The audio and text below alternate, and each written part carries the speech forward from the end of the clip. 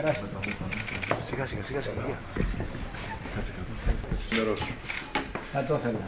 Αν και ο πραγματικός πόλεμος είναι ο πόλεμος της οικονομίας, όπως είπα και χθες. Αυτό ναι. Απευθυνόμενος στους δημοσιογράφους. Άρα έχουμε δύο πολέμους που διεξάγονται. Έναν κυριολεκτικό και έναν συμβολικό.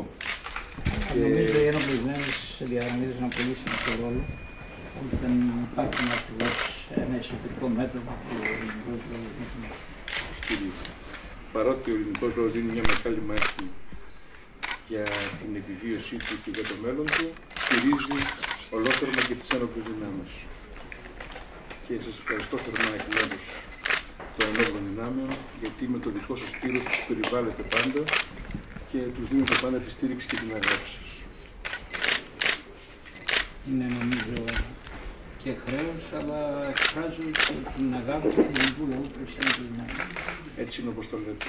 Άλλωστε, ο πρόεδρος της Δημοκρατίας, εσείς ο ίδιος, και οι ένοπλες δυνάμεις είναι οι δύο θεσμοί που έχουν τη μεγαλύτερη αποδοχή και στις έρευνες της κοινής γνώμης. Και χαίρομαι γιατί είστε ο πολιτικός προϊστάμενος των ενόπλων δυνάμεων. Σας ευχαριστώ πολύ, κύριε.